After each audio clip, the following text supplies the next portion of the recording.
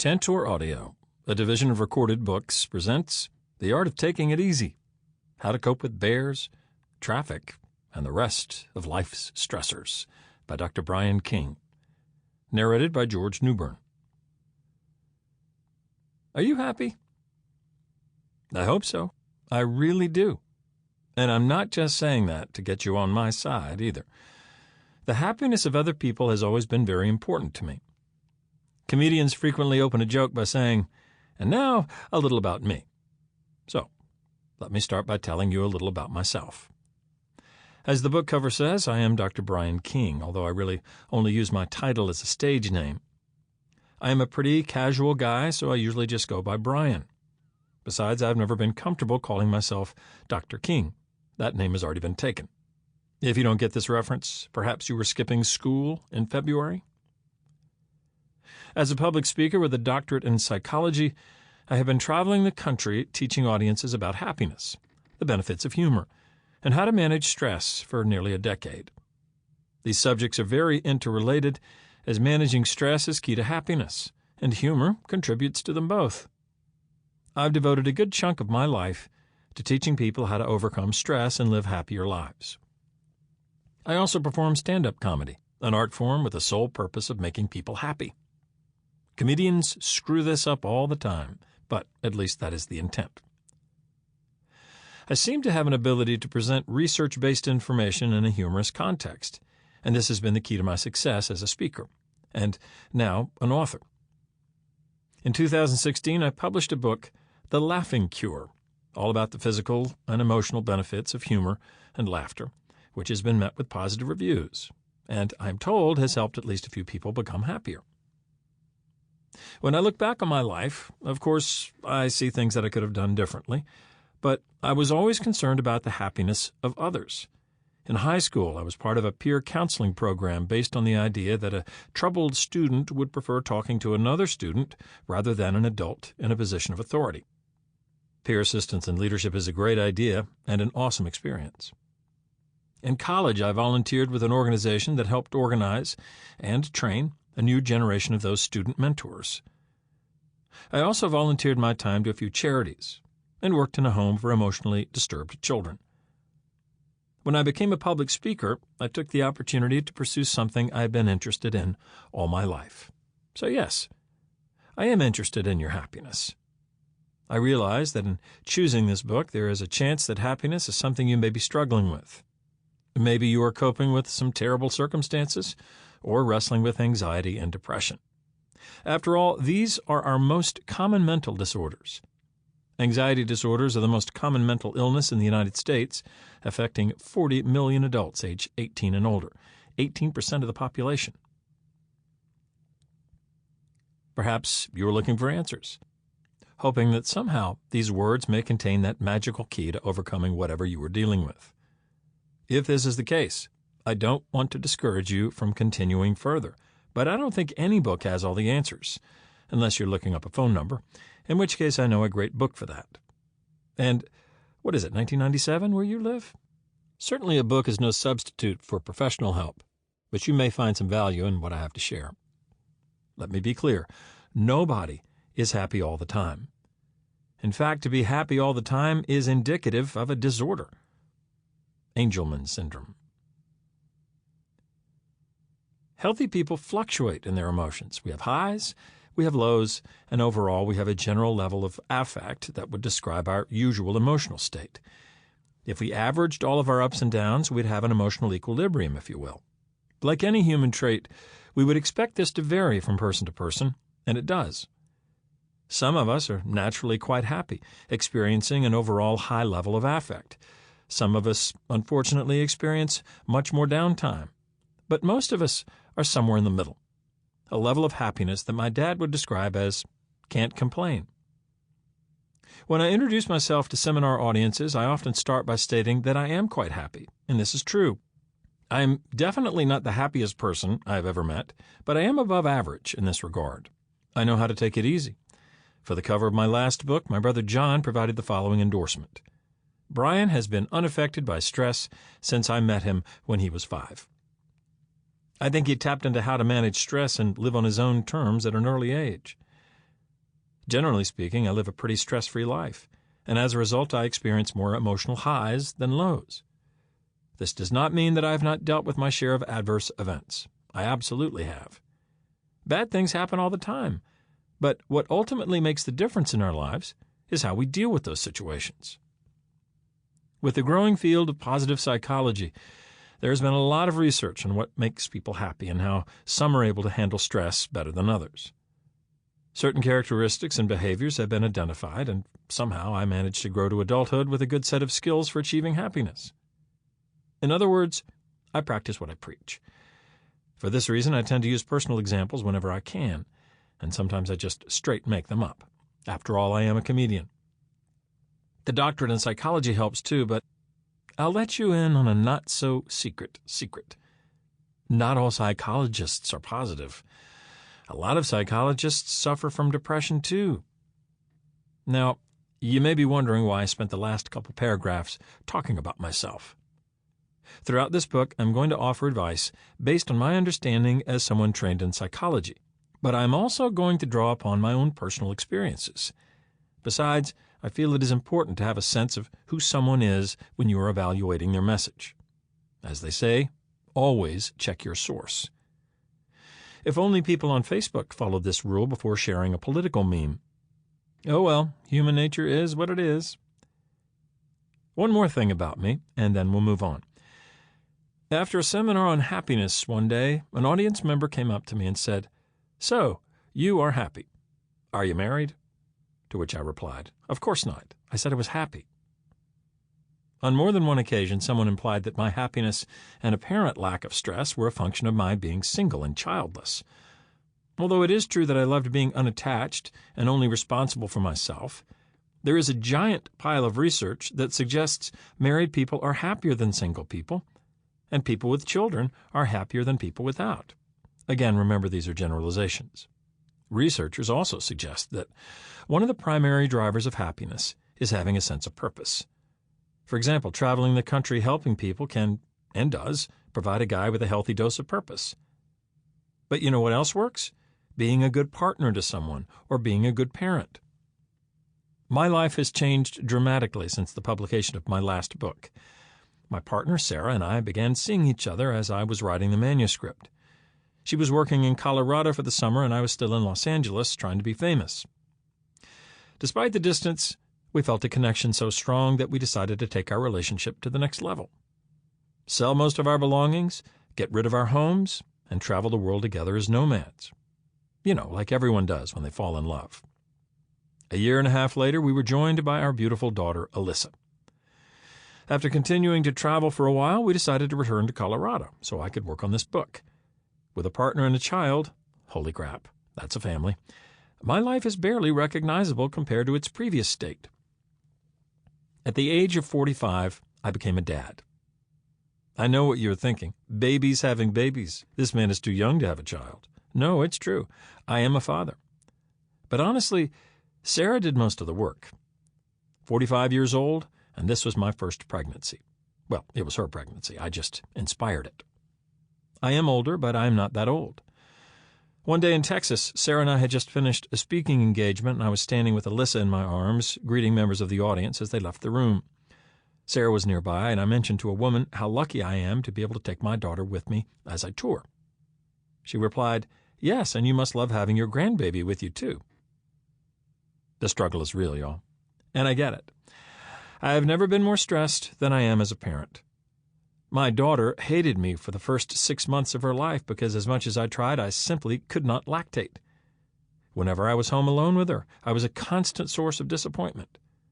But beyond being occasionally screamed at, on a daily basis, I am concerned about her future, as I hope all parents are for their children.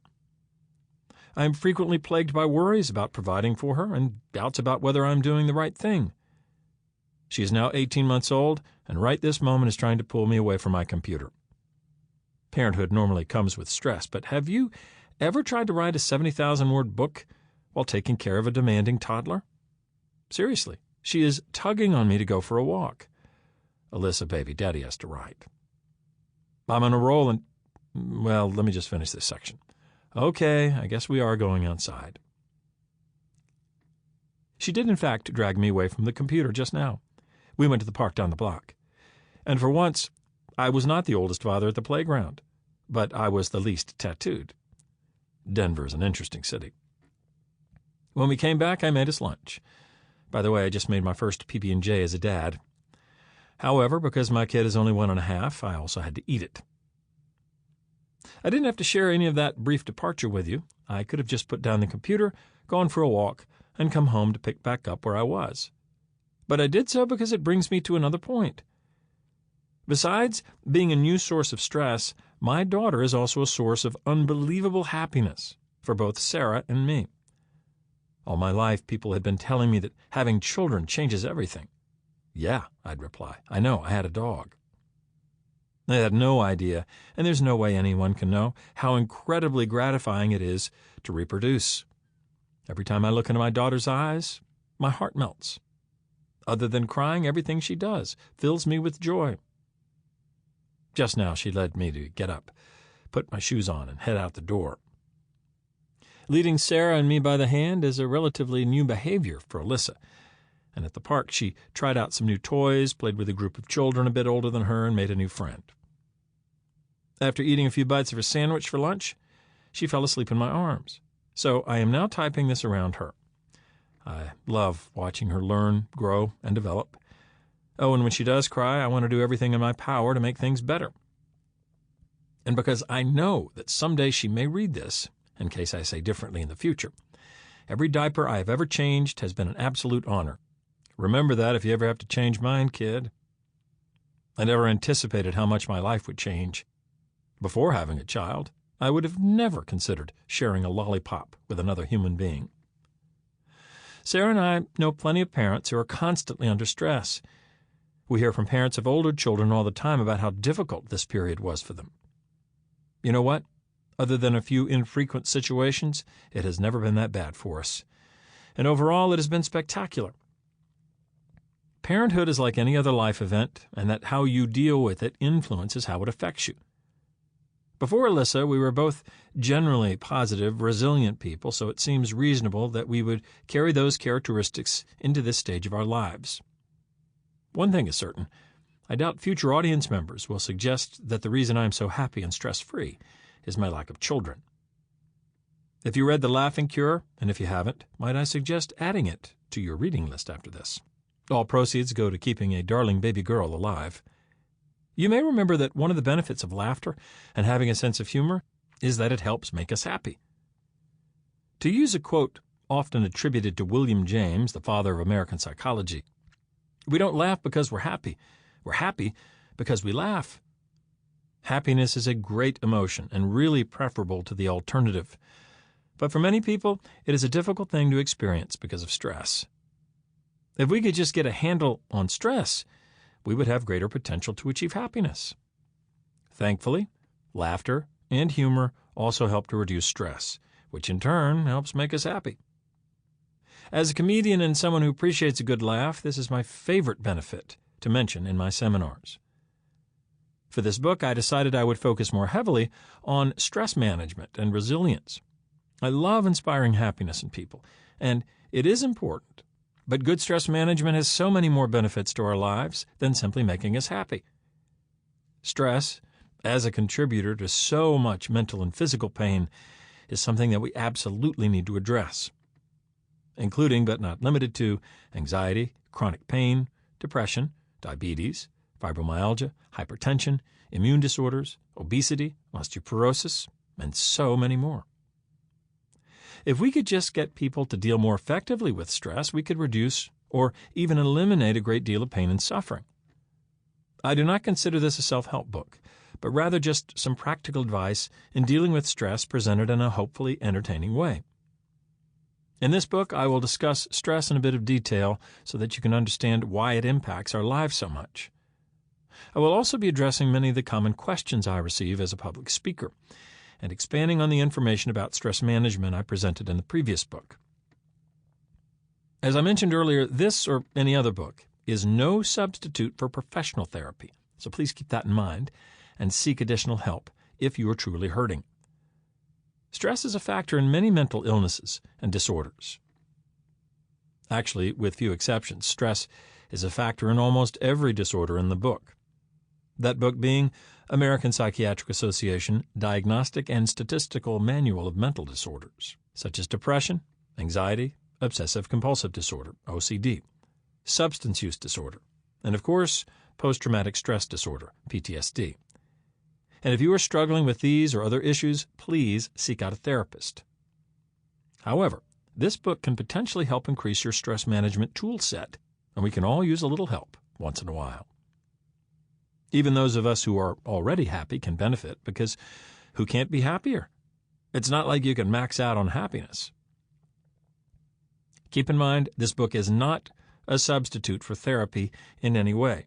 This book is only intended for entertainment, information, and advice. I wrote this book with the general audience in mind. Even if you are unfamiliar with my style, if you've made it this far, it should be obvious that this is not an academic or professionally oriented book. And just in case I get on the Oprah Winfrey Show, somehow, maybe she'll return, let's cross our fingers and check under our chairs, keep in mind that some of my stories are exaggerated for effect, but the information I present is true to the best of my knowledge. I'm referring to the controversy around author James Frey and his book A Million Little Pieces. If you don't get the reference, don't worry. Sarah didn't get it either. I may have a fancy degree in psychology, but I'm also a comedian. And remember, if you are stressing out about being happy, you are doing it wrong. 1. Bears in traffic.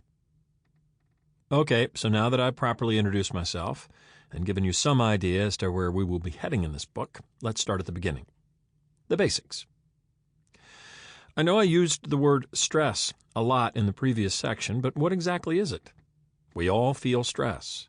We all understand it from an experiential perspective, and in fact, some of us may be feeling it right now. But beyond our experience of it, I think it is important to understand stress in its basic components. The simplest description I've ever come across is that stress is our brain's reaction to a perception of threat. That's it, and that's all. Notice the mention of threat. That is the key to understanding the response. All stress is a reaction to threat, regardless of whether you're trying to make a deadline, pay a bill, navigate traffic, or fight off an alien invasion. Now, we may not consciously think we are being threatened every time we experience stress, and there may not even be a real threat present.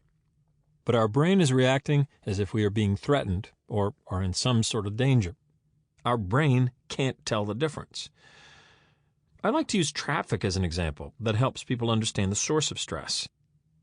All of us have been in traffic. Probably all of us have gotten stressed out in traffic, so it is a common enough experience. I used to live in Los Angeles, a city famous for its traffic and absolutely nothing else. Think about a time when you were really stressed out in traffic. Maybe it was on your morning commute. Whatever you picture, you might have thought that in that moment, the traffic was causing your stress. But unless you live in some Mad Max-inspired post-apocalyptic death race world, you were probably wrong. That traffic was not a threat to you. The cars on that road were not out to get you or attack you in any way. At no point that morning did hundreds of random strangers organize for a meeting and say, okay, today we're going to make Judy late for work and drive her crazy at the same time. Here's the plan. Half of us are going to get in front of her and drive real slow. The other half are going to follow behind her and honk our horns. Now let's do this. As much as I'd like to see Judy taken down a peg, this did not happen. Also, there is no Judy. So why did that traffic seem so stressful? Well, our brain creates these things called beliefs, values, and expectations, and they influence how we perceive the world. You may believe that you have to be somewhere at a specific time, say 9 in the morning. Maybe your belief is substantiated by others' expectations because, Judy, we all know you've been warned about showing up to work late. But it is the belief that you are late that is making your brain perceive traffic as a threat to your livelihood. Maybe you value punctuality, unlike Judy, and you think that being late for an appointment reflects negatively on your character. Maybe you simply have an expectation that when you are on a highway, you should be driving at a certain speed, and the traffic you've encountered this morning contradicts your expectation. Maybe you're just a mess, Judy. Whatever the reason, I would like to point out that in all those scenarios, the perceived threat was a product of your thoughts. The traffic was real, but it was your own beliefs, values, and expectations that made the situation into one that you found stressful. On the other hand, sometimes we are faced with actual, threatening situations. The other example I like to use is being attacked by a bear. This is my example of a real source of stress. Just to be clear, I have never been attacked by a bear, so even my real example is imaginary. However, I can easily imagine being approached by an angry or defensive bear, fangs exposed, claws outstretched, charging at me and ready to pounce. If we were to ever find ourselves in that situation, the bear would pose a very real and legitimate threat. I believe that if I get into a fist fight with a bear, I am going to lose. I expect that if a bear attacks me, it will shred me to pieces, and I value my not being shredded to pieces. My brain would definitely perceive a threat in this situation, and for good reason. I know there's a chance that some of you may have been attacked by bears, and if this is bringing back horrible memories for you, I'm sorry. But you should have come to terms with that before listening to this book. In my public speaking appearances, bears are my go-to animal to make this point. I have tried others, but it just doesn't work well. Playing it safe, I started telling people to imagine they were being attacked by a tiger. I figured, this is North America. What are the odds that someone I was speaking to would have been attacked by a tiger? Tigers don't live here. Then, one day in Louisville, go figure it was in Kentucky, this guy came up to me after the talk and said, "You're not going to believe this, but I was at the zoo one day and the tiger escaped." I recently found out that although not wild, an alarming number of privately owned tigers are living in North America. Apparently, they are really easy to buy. And, crazier still, someone at a Miami high school thought it would be a good idea to have a caged tiger at prom. Thanks to our friends Craig and Nancy, we are staying just a 15-minute walk from the Denver Zoo. We bought an annual pass as soon as we arrived and have already been several times. To date, there have been no escapes, to make my bear example less hypothetical. So then I started talking about everyone's favorite imaginary animal, unicorns. The problem with this was that people had a hard time relating to the example. People tend to think of unicorns as nice, benevolent, magical creatures that have glitter in their fur and shoot rainbows out of their butts. Even Judy has a collection of toy unicorns at home. However, a real unicorn will kill you. It has a horn on its head. What do you think that horn is for? That's a weapon for stabbing. It didn't grow that thing so little girls could play ring toss. That unicorn will stab you, stomp all over your body, and shoot rainbows out its butt just to add insult to injury. You can see why I went back to bears. Ultimately, overcoming stress and managing its impact on our lives depends on this basic realization. Most of our stress is from perceived threats, not clear and present threats. If you're going to get all worked up over traffic, consciously or unconsciously, living in the world of what could happen rather than what is happening, you might as well watch out for unicorns. One of the first pieces of advice I will offer is this. Learn to assess your stress. Learn to tell the difference between bears and traffic. The first thing we should do when we start to feel agitated or stressed is stop and ask ourselves, is this situation actually threatening? If it is, then Houston, we have a bear. It is a simple question, really, and it requires clarity of mind that we often do not have when we are enraged or frightened or whatever. But if we can take a moment to assess our stress, it will help us calm down. Imagine again that you are sitting in traffic and that you start to feel your blood boil a bit. Before you allow yourself to react, ask yourself if this situation represents an actual threat to you. Chances are it does not, and you will start to calm down. But what if it is threatening? What if you are actually being attacked by a bear? If you answer yes, then a follow-up question is in order. Can I do anything about it? The first question is great at helping your rational mind take charge over your stress response.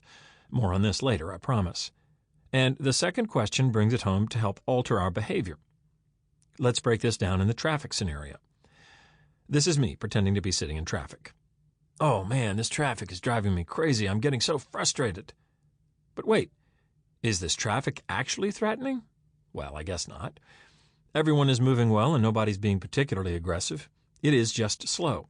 Maybe I should relax and keep my mind off things until it loosens up. Or, yes, it is a real threat. I have a flight I'm trying to catch. If I am late, I could miss it. In the second scenario, I am understandably stressed. Now, can I do anything about it? Realistically, the answer is no. I have no ability to magically park the cars in front of me like the Red Sea. I'm no Moses. I'm also not going to convince anyone to move out of my way, and I can't take an alternate route. I'm just going to have to wait it out. Sometimes you just have to sit in traffic. If you are facing a threatening situation and there is something you can do about it, then you should do that. But if there's nothing you can do about it, what is the point of allowing yourself to get stressed? Now, not only are you going to be late, but you have got yourself all worked up with no action to take. You are sitting there just marinating in your own stress. Try not to get any on the seats. Okay, now let's get attacked by a bear. Oh no, there's a freaking bear charging toward me. Yes, but is this situation actually threatening? Duh, it's a bear. It is most likely going to do some very bad things to me.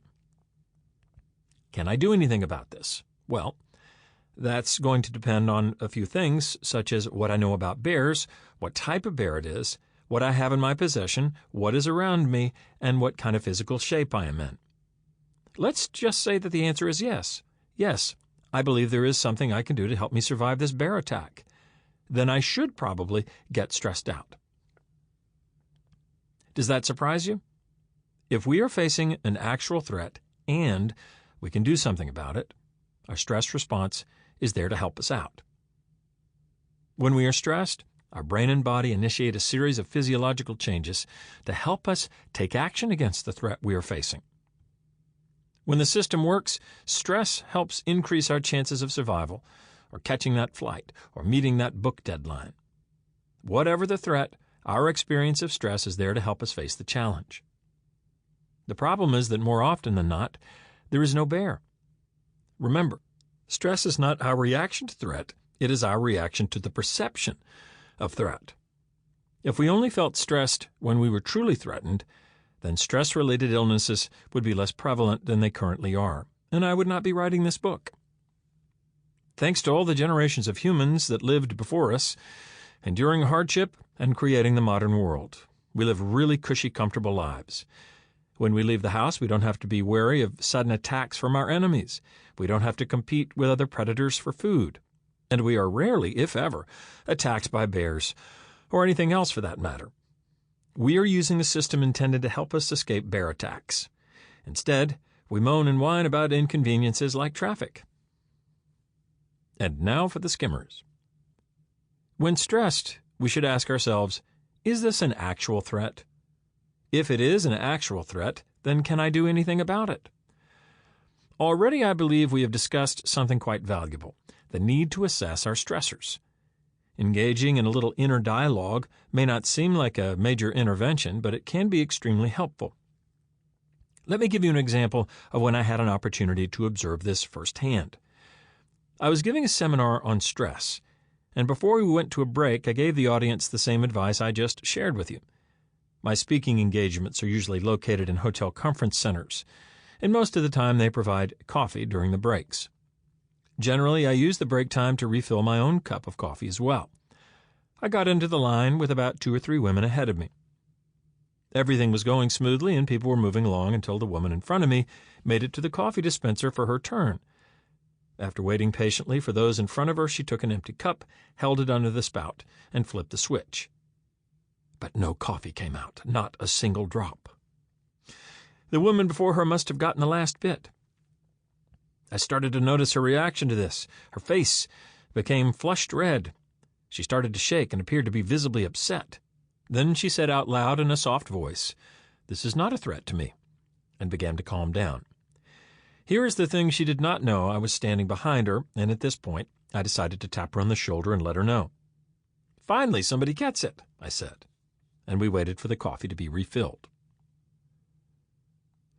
What happens in our head during stress. Earlier, I discussed stress in simple. Sample complete. Ready to continue?